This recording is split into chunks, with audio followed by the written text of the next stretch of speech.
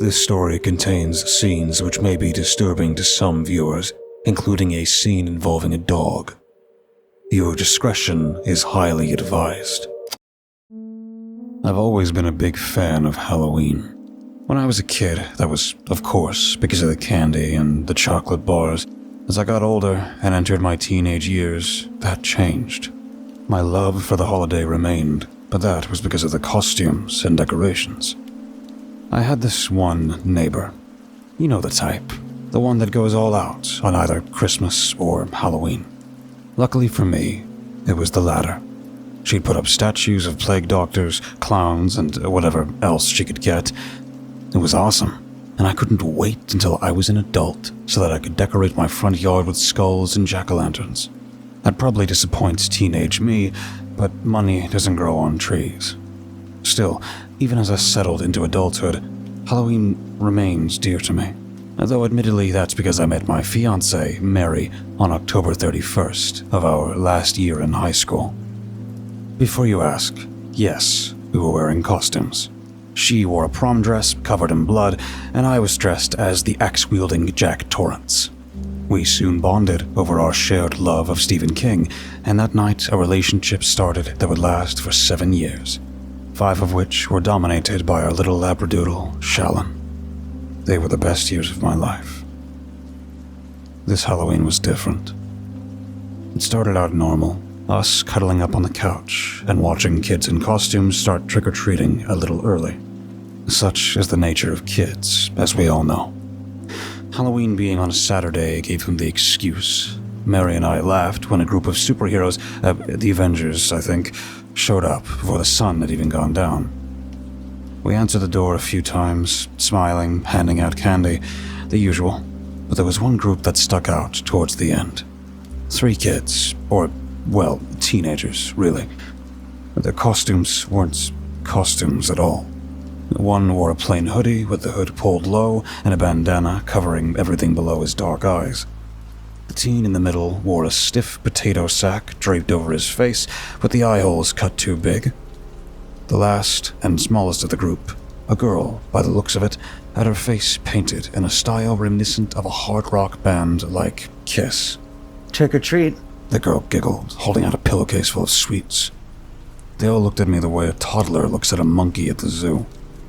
Something about them felt off, and I wanted nothing more in that moment than to slam the door shut and forget all about the holiday. Instead, like the moron I am, I grabbed a few Milky Way chocolate bars from the buckets next to the door and dropped them into the pillowcase. The girl's eyes lingered on my engagement ring, which usually made me happy. I'd talk people's ears off about the way I proposed to my fiancée, the way we met, and just how idyllic our life was. This girl didn't look at it with curiosity, however. Her eyes gleamed like those of a predator who'd just seen its dinner and found it to be delectable. You married, mister? She asked, with a wry smirk on her face. After a brief and awkward pause, I replied, "Yeah, you kids have fun now." I closed the door, but not before catching the kid with the bandana tilting his head to look inside of my home.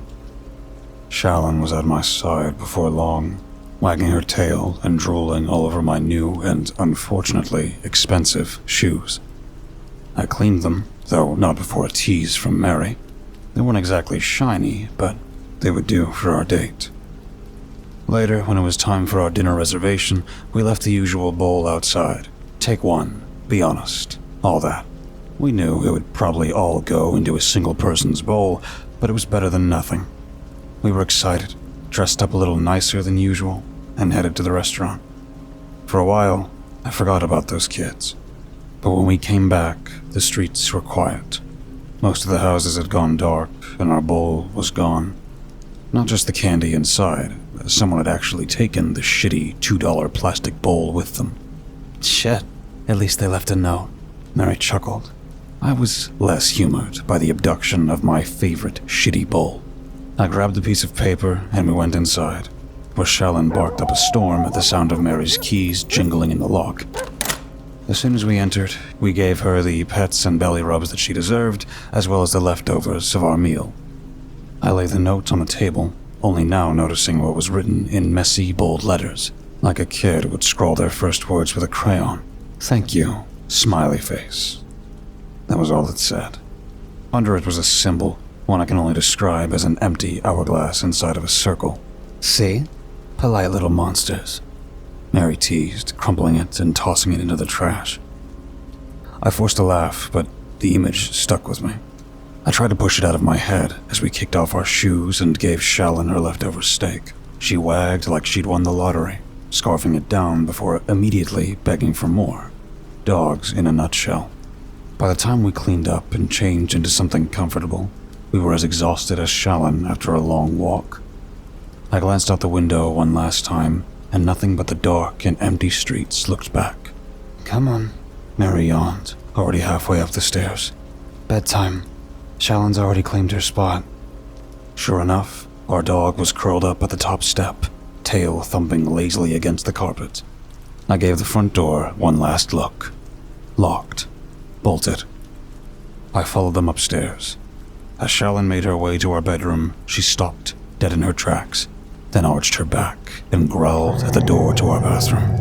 Mary and I shared a look, and I could smell the fear in her breath mingling with mine. She backed up, nearly bumping into the hallway closet. As I put my index finger to my lips in the universal gesture for quiet, I crept towards the door. Mary stood, shivering behind me, fear in her eyes. I knew how she felt, the hope of being wrong and the fear of being right. My hand rested on the doorknob, but when I swung it open, there was nothing.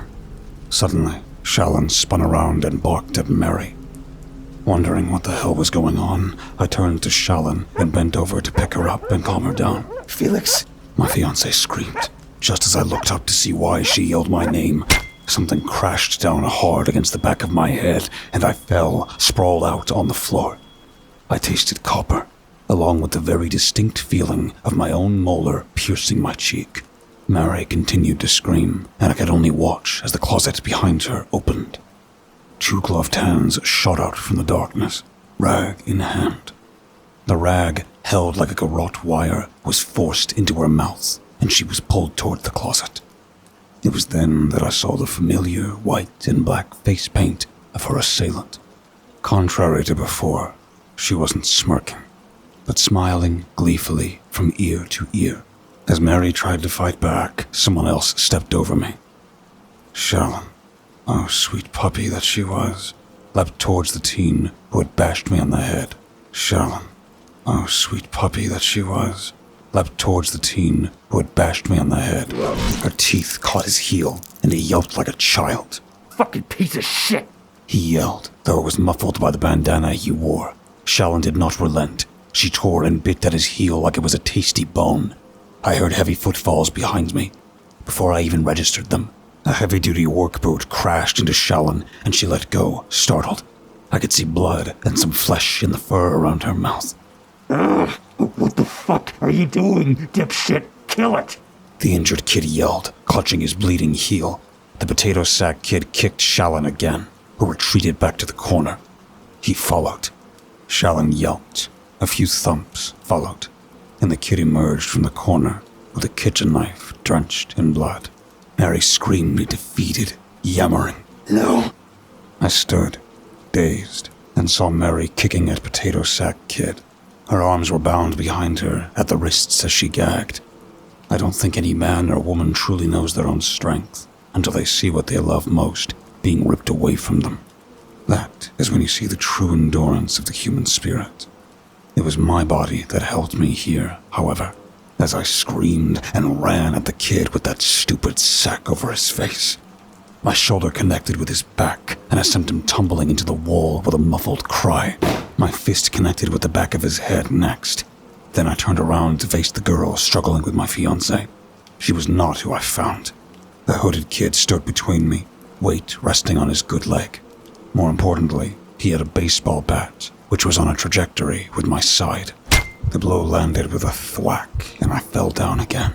My consciousness waned, my vision dark at the edges. Mary's struggles died as her feet were bound at the ankles. Get the hell up, you pussy! Bandana Boy said between groans of pain. Pussy? At least I don't scream like a little bitch. Potato Sack replied, hand pressed against the spot where I'd punched him. They continued bickering, but I couldn't make out the words anymore. The darkness of unconsciousness embraced me with its cold arms. Mary whimpered. A distant jolt of pain erupted from somewhere in my gut. I tasted copper, thick as syrup, and it coated my mouth. Some fabric, a rag perhaps, had been shoved into my mouth and bound behind my head. There was a droning noise coming from my right. Voices, laughter. It was the television. But how? We never forget to turn it off, not even when our eyelids drooped and our limbs felt as heavy as lead. The teens, I remembered. They must have turned it on. But why? I raised my head and opened my puffy eyes. The back of my head and my side throbbed in unison, like a slow, calm heartbeat. Run. I had to run. Yes, I'd dash through the house and across the street. I'd scream for help, knock on every neighbor's door, wake every damn dog in the neighborhood until their barking and whining chorus woke their owners. I raised my right arm. It stayed in place, something rough and tight restraining it at the wrist and elbow. I tried with my left arm, but it too was restrained. So were my legs. The old wooden armrests groaned whenever I tried to move, and the sound intensified the aching in my head. "Morning, sleepyhead," a giddy girl's voice spoke in my direction. I opened my eyes, tied to a chair the same way I was. Her mascara streaked down her face in black rivers, her mouth gagged with the same rag as before. She looked at me with wide, fearful eyes. Her whole body shook as she sobbed against the fabric. And then I heard it. Laughter. Not nervous laughter. Not even cruel chuckling like you'd hear in a cartoon. It was giddy, bubbling, and it came in bursts from the girl with the painted face. Slowly, she crept up to my fiancée until she stood right in front of her. She clapped her hands together. "Bill!" Mary jolted, screaming behind the cloth. This caused the girl to giggle some more, skipping around our living room like a happy child on Christmas. "This is great," the girl beamed, spinning to the others. The boy in the bandana was sitting cross-legged on the floor, pouting. Make it quick. Still gotta clean the fucking blood upstairs. "Hey, I'm savoring this. Not my fault you let yourself get bit," she said, turning her attention to something behind me. "Ah, there you are. And, oh, is that a gift from me? You shouldn't have." She hugged him, then skipped over to Mary. Potato Sack followed her wordlessly, humming something that sounded like a lullaby. Bandana Boy sat in the corner, though he'd now taken out a Milky Way bar and was eating it under the cloth wrapped around his face. He glared at the girl with spiteful eyes, as if he was trying to make her head explode through sheer force of will. Her head remained steadfast on her body, though, and she now stood behind Mary. Throughout this whole ordeal, she and I had been exchanging nervous glances. I hated to see her like this, and I tried constantly to wring out of my restraints. They were, however, far too tight, and my hope quickly plummeted. Hysterical mumbles came from both Mary and I as the girl violently wrapped something around Mary's neck. "Oh, quit crying. Will you shut him up?" She looked up at Potato Sack as she tightened the thing around Mary's throat, drowning her cries. A blinding flash of pain shot through my cheek as Potato Sack punched me with tremendous force. The gaping pit of where my molar used to be cried in sharp, yet somehow also dull, pain. He grabbed my chin with a gloved hand, blood running from my mouth onto the black leather. Forcing me to look at him, he put his index finger to where his lips would be, under the sack, in the universal gesture for quiet, then threw my head back and released me. Mary sobbed, and something jingled. It was then that I realized what the girl had done. "Looks good on you." She laughed. "Bit tight, though. Can you breathe?" Mary cried a muffled word that sounded like no. Shallon's bloody collar dug into her skin, making it more than a bit difficult to breathe. "What was that?" "Yes, you can." The girl asked, leaning in closer. Mary thrashed around, the collar jingling with every movement. I tried to sprint at the girl with the face paint, but as soon as I moved, Potato Sack smashed me on the back of the head. It felt like my brain was a tennis ball being hit across the court, back and forth. Mary's chair tipped as she writhed, the back legs scraping the hardwood. She thrashed her body around like a rag doll, as if she were trying to tear herself free through sheer desperation. Ropes biting into her skin until blood seeped through the burn marks on her elbows. The girl squealed with delight and clapped again. Look at her go! Oh my god, she's like one of those inflatable waving noodle guys at a car wash. You're so funny, Mary. Mary half sobbed, half screamed into the gag. Muffled, high-pitched, thrashing so hard I could hear the old wood creak beneath her. I, too, pulled with everything in me, jerking at my own restraints until the chair groaned and my wrists grew raw. Nothing gave, not even a splinter. The girl crouched, bringing her face inches from Mary's, head cocked like she was studying an animal at the zoo.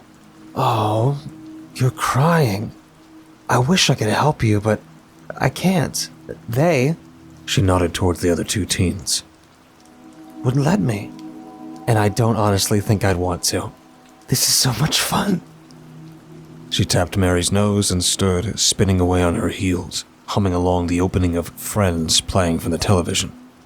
Bandana Boy finally stopped his hateful glaring, crumpling the candy wrapper in his fist. Fuck. You're making this take for fucking ever. Just slit her goddamn throat and be done. My fucking leg hurts, and we don't have all night. The girl gasped dramatically, whirling on him. Excuse me? She said with an offended tone. Do you ever have fun with anything? This isn't like shoving Taco Bell down your throat before Mom gets home. This is art. Art my ass. Bandana Boy grumbled. You're stalling. Always stalling. And I'm not cleaning her off if she pisses herself when you pull your ha-ha boo shit. Language, the girl said sweetly, wagging her finger. We have guests. She gestured at us. Then she twirled and faced me, her painted face glistening under the TV's bright light. You look like you want to say something. You want to say something, Mr. Sleepyhead? I screamed 1,000 inaudible vulgarities into the gag, twisting with such force my chair rattled against the floorboards. Veins bulged in my neck and forehead. My arms screamed fire, but the ropes only dug deeper. I felt my skin twist and tear under the strain, warm blood sliding down my arm and onto the armrest. Potato Sack stepped closer. His massive shadow rolled over me like a storm cloud. He didn't move quickly, didn't threaten. He didn't need to. Oh, don't be mean to him, the girl said, smacking Potato Sack lightly on the chest as though he were her big brother and they were role-playing on the playground. He's cute when he's angry. Look at those eyes. They're like... She leans toward me, peering close. Like a deer right before it goes thump, thump, thump on the hood. She mimes the action, placing her hands on an imaginary steering wheel and going up and down with the aforementioned thumps. Mary writhed harder at those words, her eyes caught between desperation and fury. Her screams were raw, shredded, but they were turned to pitiful, wet sobs, as if pushed through a meat grinder. Bandana Boy cackled. Yeah, and you're the fucking Subaru. Language, she snapped again, but then suddenly, like flickering the lights on, she burst into giggles. Oh my god, you're so funny when you're mean. The girl whipped back around, crouched low to Mary's trembling form. But you, she whispered, her voice sing-song now. You're the main event. She plucked the dangling tag of the collar, letting it tinkle like a bell. With her other hand, she gently reached up and slowly took the gag out of Mary's mouth. I watched, breath caught dead in my throat. Why? Mary sobbed, eyes downward. The girl made a tisk sound and lifted Mary's chin. Because it's fun, she said, looking Mary dead in the eyes. Her grin grew into a manic smirk. Please don't kill us, Mary cried. The girl's smile stayed perfectly in place. Sorry, no can do. You see, this is all going to be over soon. The sun, the dark one, wills it so. You're lucky, you know. You won't live to see the rest. They're much worse than us. But you've got to start somewhere, right? She reached back up to put the rag back into place, and as her fingers came closer, Mary lunged forward and bit down hard.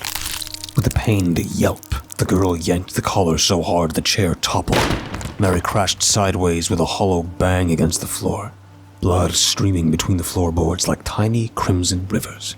The girl howled a cry of pain, which was quickly replaced by an animalistic growl. She clutched the ruined, uneven stumps of her fingers, blood streaming down her arm as if from a spring. You bit me! She screeched, the smirk she once wore now replaced with a furious snarl. You stupid little whore! She kicked Mary's chair, only managing to hurt her own foot. Mary coughed, spitting out blood that wasn't her own, her body convulsing as she tried to free herself again. The girl loomed, clenched teeth bared. No more games. I'm gonna fucking kill you. Bandana Boy's eyes lit up like it was Christmas. Finally! He rose, looked at the blood spurting from the girl's fingers as if noticing it for the first time, then clenched his eyes shut in frustration. More blood to clean up. Potato Sack just stared down, letting the girl do as she wanted, but ready to jump in and end it quickly should things go south. The time bomb in my chest that was panic finally detonated, sending its shockwaves coursing through my veins. I knew what was coming. They weren't bluffing anymore. They were going to kill my Mary. Hey! I roared into the gag, thrashing, rattling the chair so hard it screeched across the floor. Hey! I slammed the legs down over and over, splintering them on the hardwood floor. The girl snapped her head toward me, eyes wide and furious. Something hid behind those eyes, swishing and curling like mist behind her pupils. Shut him up! She hissed, then added, Make him hurt like she hurt me. Potato Sack's hand clamped around my arm, squeezing until I thought the bone would snap and puncture my flesh. With his other arm, he gestured for Bandana Boy to bring him something. He dashed away, then emerged with a hammer. Mary screamed as she saw it, but the girl was upon her a moment later. Bandana Boy held me after handing Potato Sack the hammer, restraining me even further, though I think it was just so he could get a better look at what was about to happen. Pain. This moment was when I truly understood that word. Being so helpless not only to help your own suffering, but also that of the person you love most. The first blow came down and sent molten lightning up my arm, a wet crack tearing from my hand. I screamed into the gag, the sound muffled, ragged. He hit me again and again, each hit landing with blinding hot white light. I tasted bile. The jingling of Shallon's collar brought my senses back. The smell of my own blood hit my nostrils before I could even see my bloodied hand. That was unimportant. On the floor, Mary wheezed, coughing, her eyes full of fright and panic. The girl's blood-soaked hands were wrapped tightly around her neck. Mary's eyes, her beautiful blue eyes, were bloodshot and full of tears.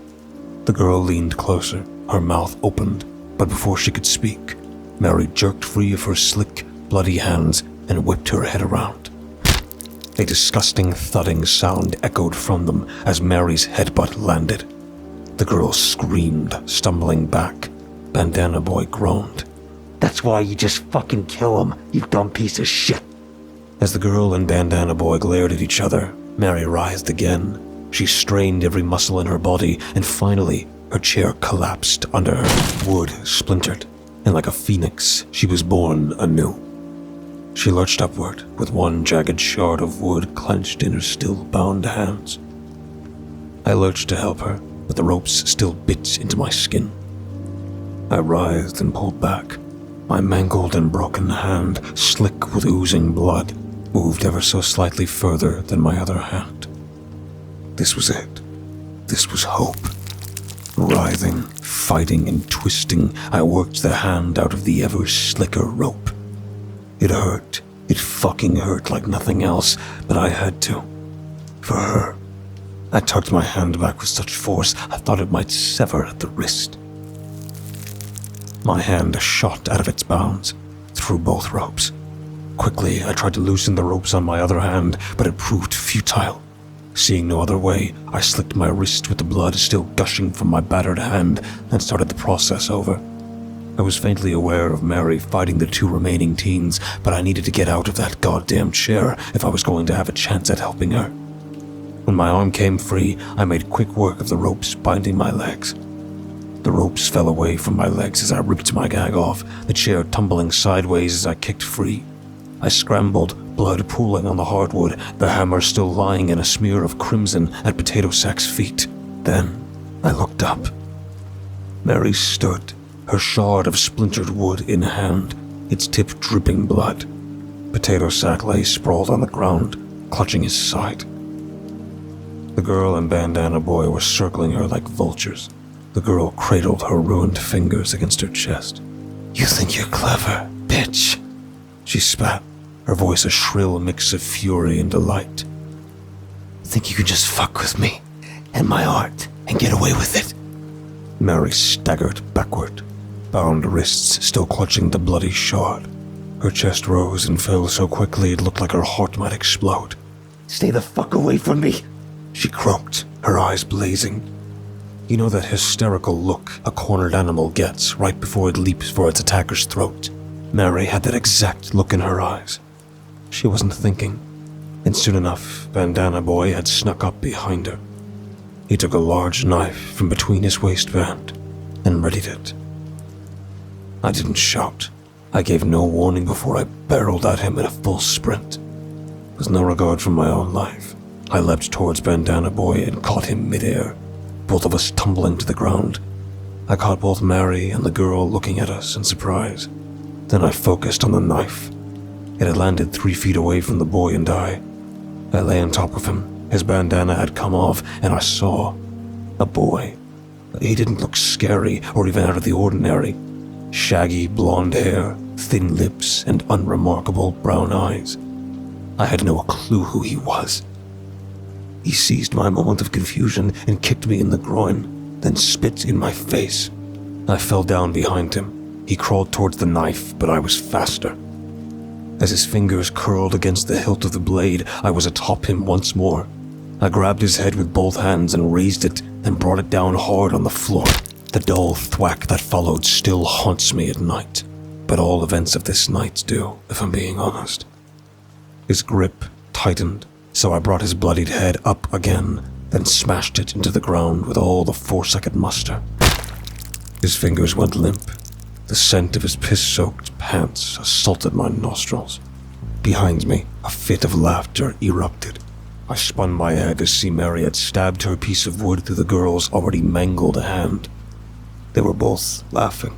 Then the girl, with a face that now had 3 shades instead of 2, reached behind her and unsheathed the kitchen knife from her waistband, then drove it into Mary's stomach.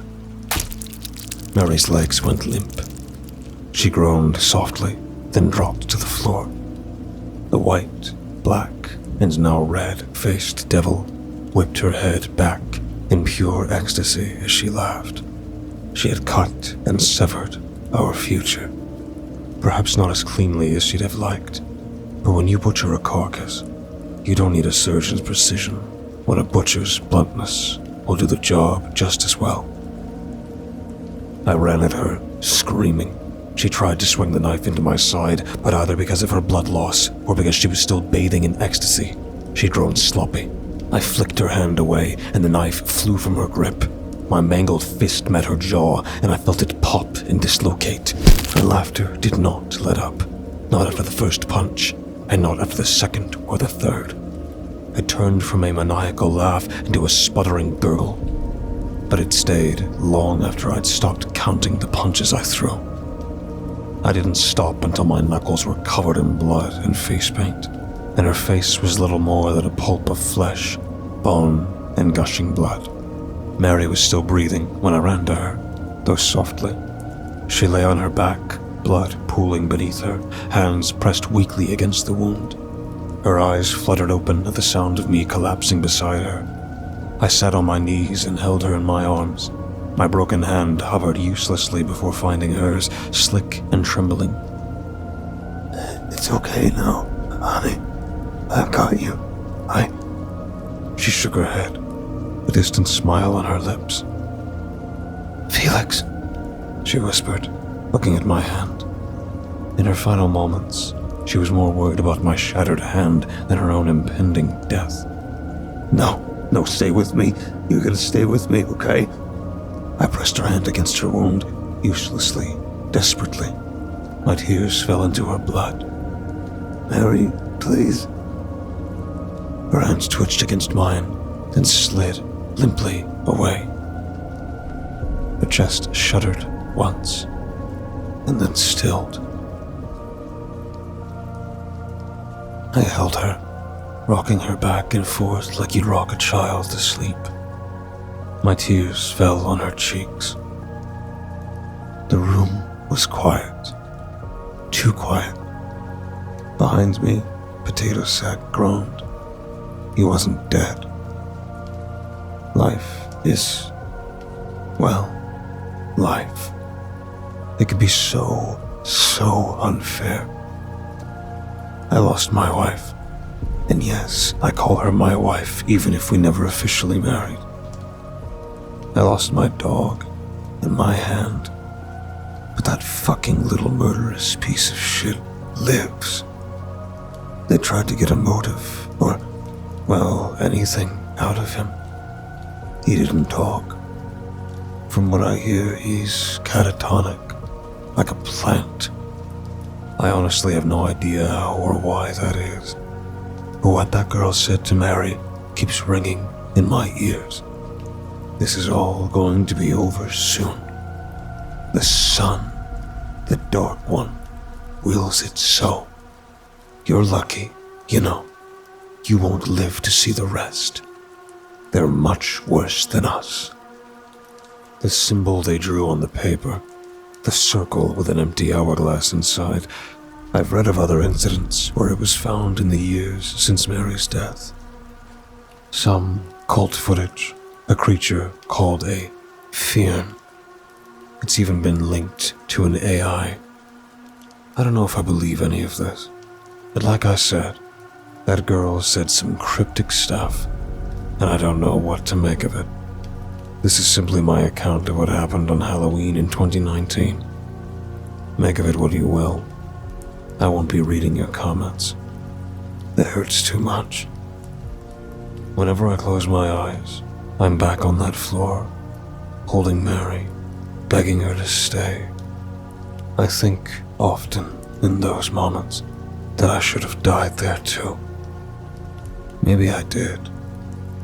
Maybe my time will come when the dark sun rises and carries death upon the wind.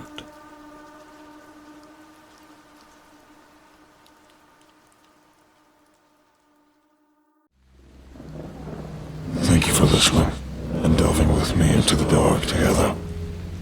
Please remember to leave a thumbs up and subscribe if you feel so inclined. The more engagement this video gets, the more YouTube will push my content to others. Thus, the following will grow. All stories read in this channel will be available on Spotify, iTunes, and just about everywhere else. Links in the description. Thank you for listening and feeding the cause. We'll be seeing you